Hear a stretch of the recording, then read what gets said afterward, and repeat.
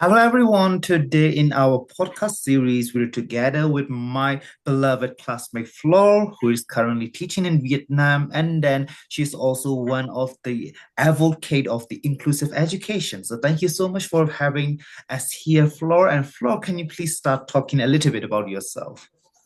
Hi, I'm Florinda. My friends call me Dumai. I'm currently based in Ho Chi Minh City, but I'm originally from the Philippines in Baguio City, where So is studying right now. And I've never thought I'd become a teacher. I was a journalist prior to this and also an artist. But then I decided to come try and live in Vietnam, and I fell in love with teaching. And I taught for 3.5 years and in Hanoi. And then I went ill or I got sick. So I had to go home. I lost my eyesight for a few months. And I said, if I regain my eyesight, I'll teach the blind. So I wanted to enroll in special education. But then I saw this course, MA in inclusive education, and I thought, looks like this is, it's a better option because of the wordings. They're euphemized, or they sound lighter to me. So I enrolled in inclusive education and have been enjoying thus far. Yeah. Actually, I also agree with you because, like, inclusive education is very similar to special education, but at the same time, we also need to learn about the other different types of approaches and how to make the classroom really inclusive. So that's why it is not just only about SPED, it is also about mainstream education, and it is also about social inclusion and then cultural inclusion as well. It is very interesting, Floor. So when we are talking about the inclusive education in our classroom and in our programs, we have learned about UDL. We also learn about differentiated instruction, and we also learn about transition, and then how to help the students as well. So today we're going to specifically mention about differentiation. And then before moving to the differentiated instruction, I think we need to differentiate, or we need to explain the differences between modification, accommodation, and differentiation. So Flo, how do you want to describe about those three different words? Very similar, but very different at the same time. All right, so let's give the audience a picture about inclusive education and special education for an understanding. So ideally, for an inclusive setting, this is a mainstream setting. You have a general education teacher or a subject teacher, a special ed teacher, and ideally you have a psychologist if that's the kind of ideal setup we have for an inclusive school. Um, and you have all the support as a subject teacher or as a mainstream teacher. And for me, working in Vietnam, special education is hasn't been practiced as rigorously here. So my practice generally is in the mainstream education. That's why inclusive education really helps. And accommodation, modification, and adaptation, they are practices in SPED that were transferred to inclusive education, which really helps me a lot as a mainstream teacher. Because even though we say it's a mainstream school, you can't help it. You will have students who will show signs that they are in the spectrum or that they have really high energy. It's not even safe to give them names or diagnostic names, but you see those symptoms, and you have to actually address those as mindfully and as informed as possible. Otherwise, you will suffer, your student will suffer, your test results will suffer, your institution will suffer. So thankfully, you have practices in SPED like accommodation, modification, and adaptation to be able to practice in a mainstream classroom. So yes, regarding your question, adaptation, I mean modification and accommodation are two kinds of adaptation in the classroom. So actually the other day, last Monday, I have a student who was yelling in class, like it's just a new class. I've only had them for a few months. And he was like really yelling at the top of his voice. He was very energetic. He was very engaged, but he would yell the vocabs I was drilling, and then he would run. And then I was at loss at that time, like most of us do when we encounter such things. And like, what are practices? What should I do with this at this point? So the first thing that came to mind for me is to have him go to the teacher's office because he's already disrupting the class, and just to calm down. But since the practice here in Vietnam for disciplining students still focus on corporal punishment sometimes, um, the kid interpreted that as a punishment, and so he cried. While I wanted to calm him down, but he cried because he thought I was mad at him or something like that. So he wasn't able to interpret my support as me supporting him. And also I was thinking of the other students, and so on hindsight, I was thinking, what kind of accommodation and modification can I do in my class in case that happens again in the next meeting, for example? So, considering that his profile, he has a very high energy, but he's also engaged, that's his strength. He's very engaged, he's very participatory, but he, on the other hand, he's disruptive. So there are two sides of the picture, and two sides of the coin. So I'm thinking, for modification, you adjust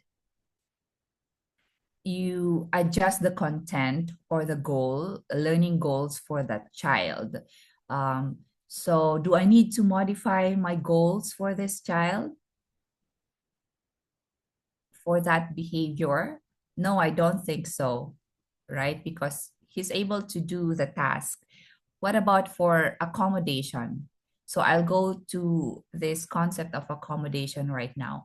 What can I do in my class to accommodate his energy so that I'd be able to reroute his vibrant his vibrancy into something more useful?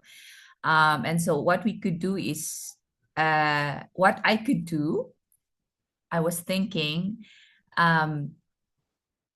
is to, you know,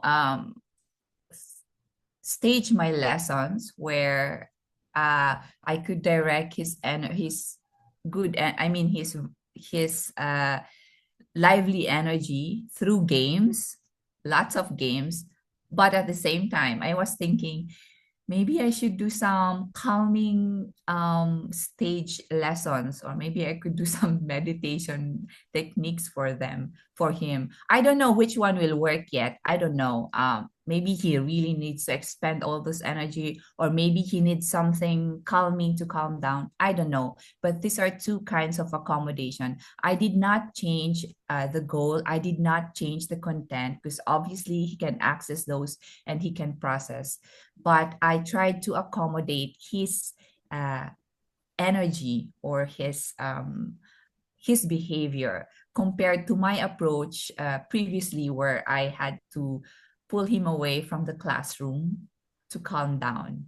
Yeah, so I Or hope maybe that's I a. think we can also use a kind of calming corner because it is one of the very famous one for the special education as well. So there's a corner the students can go and sit down or relax until he is feeling a lot better. So this is one thing that we can do as well. And what I noticed is like in Mm. one school in UK, if I'm not wrong, there's a place like there's a stage that you have already mentioned when the students is very anxious or when a student is super excited, she stand up and then she stand up next to a desk. So in that case, the teacher noticed her, and then the teacher tried to intervene some different accommodation to help her as well. So these are some of the things that I'm pretty sure that we can do as well. And I recently have encountered one student who is very easy to get angry. He's still young actually, but he gets angry. But the good thing is he knows about himself. So in that case, I think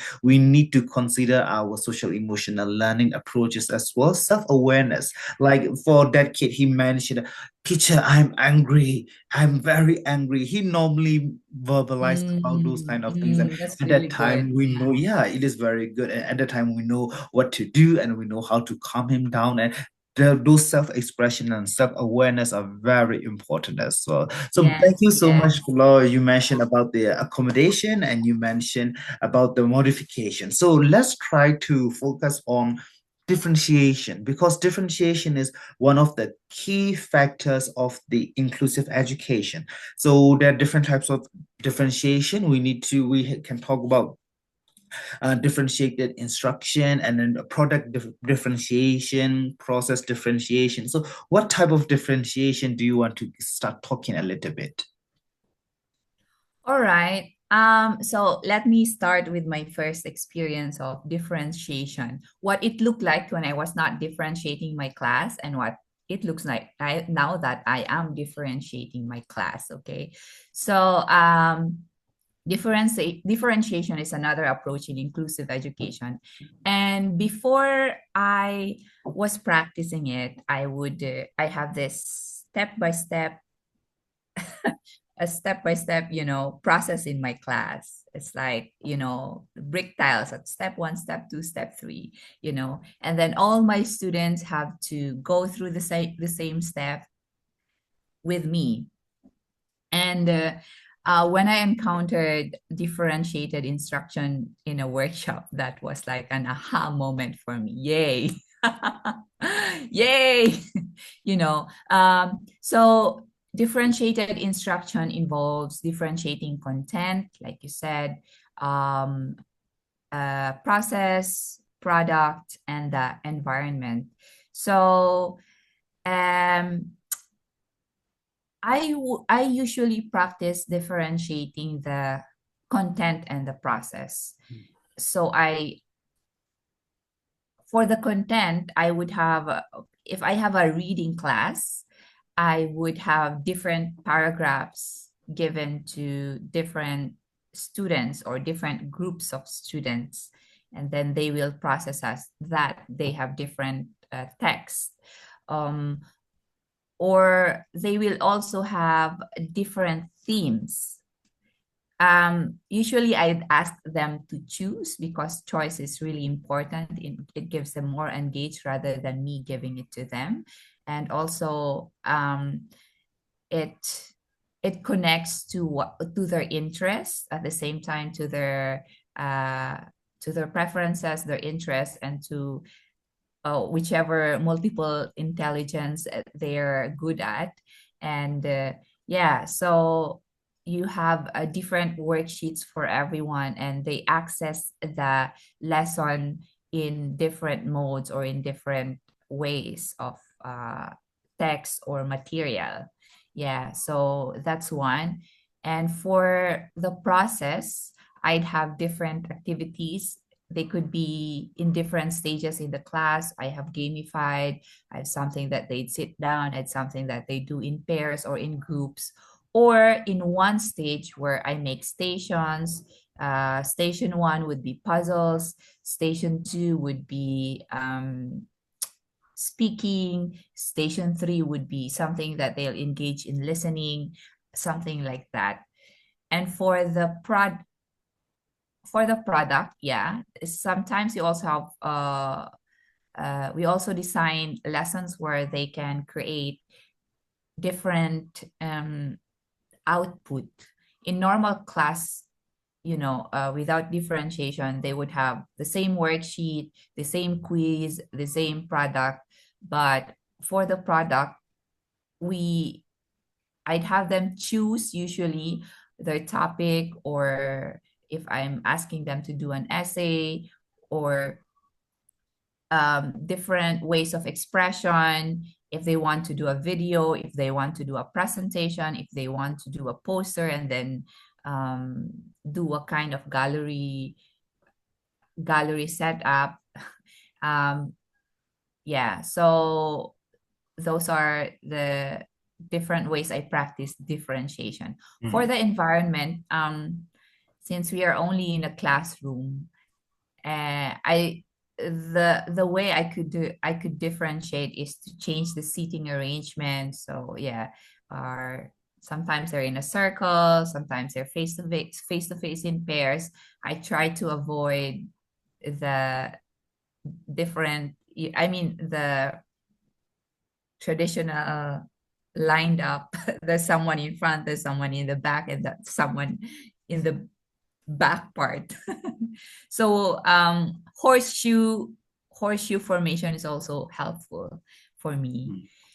Yeah. So Yes, yes. your students are doing the different activities, they are sitting in the different places, they are also choosing the things that they like to do, but they are still learning the same thing, the same subject, and they are going to the same academic goal at the end. Am I right? Yes, yes, yes, yes. And they are more engaged, they're more motivated, they are more themselves.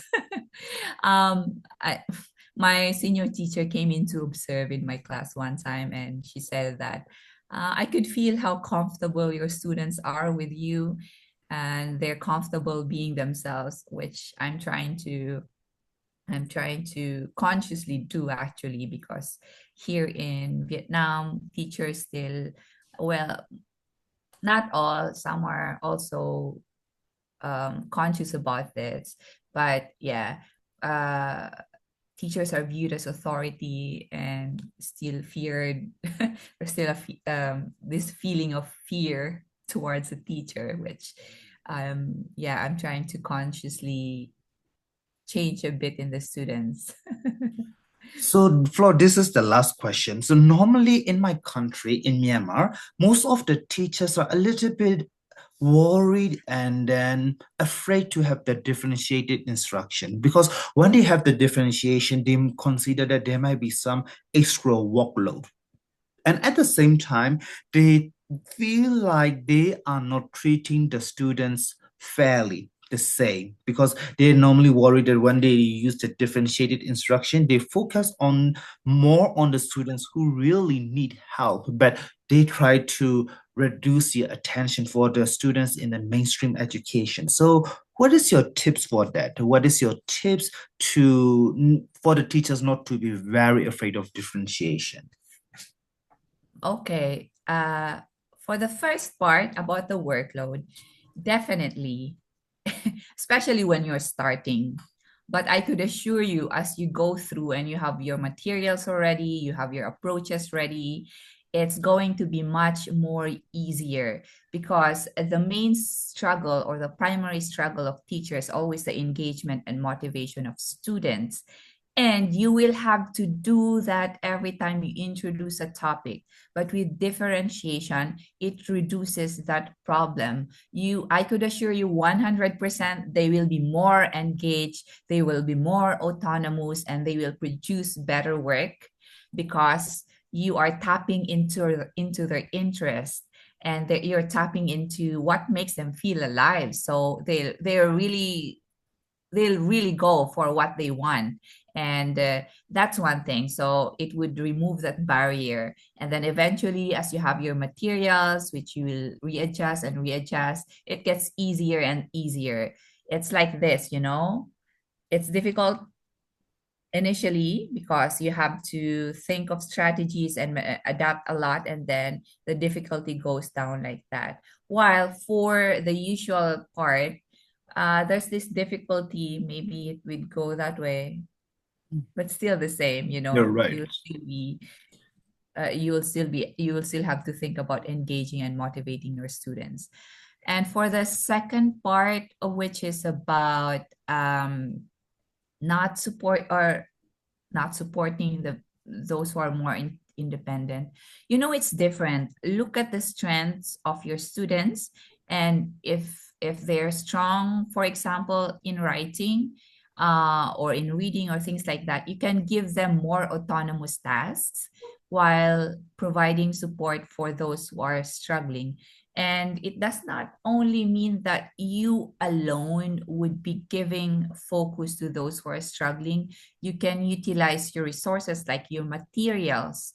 Um, we have what we call adaptive technologies. So those are kind of support. So it's not just you going in and supporting that student and looking like you're spending all your time without students. You can look for, maybe it's going to be a different topic for so next time, or adaptive technologies which could support the students who are weaker, and also mm, provide independence, autonomy, as well as more responsibilities for those who have stronger capabilities, and they'll be very happy about having more, you know um advanced to say, not really yeah, you could say that, but yeah, um they think that they have a they matter, those stronger students, that they matter when you give them more responsibilities. Yes. Well, thank you, Flo, because like as you have already mentioned, differentiation is not just for to fulfill the needs of the students. It is for the engagement as well. It is also for the motivation as well. And it is a very useful highlight. And I truly appreciate and I can truly see the point that at first it might be difficult. As long as you don't try those new techniques, you won't learn about it.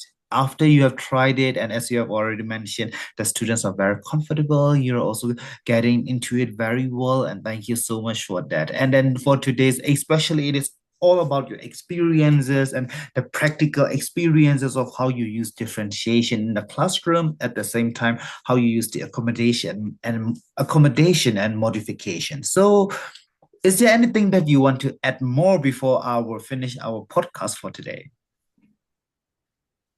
um Go forth and differentiate. This is the most Yeah, important. we have a very interesting and um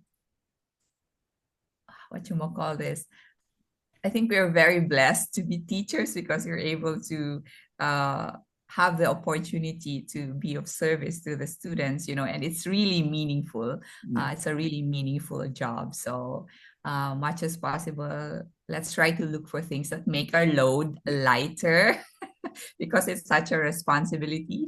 And yes, differentiation will make your load lighter. I can assure you that. Yeah, thank you, Flo. So, as you have already mentioned, we need to go for it because for us, the reason of remembering what we have learned in our classes is that we do it immediately. We learn something and we applied it in our class immediately. And I hope the people who are watching this podcast, listening to this podcast, will do the same. And then thank you so much, Flo, for sharing your great experiences. And I'm pretty sure that the teachers who are listening to this will get the motivation. And I hope they're going to start doing it very soon. And hope to see you in some part of our program or maybe our podcast or maybe even in our classes very soon, Flo. Thank you very much for inviting me. Yeah, bye I'll visit bye. Thank Myanmar you. Myanmar sometime in the future. Sure, you should.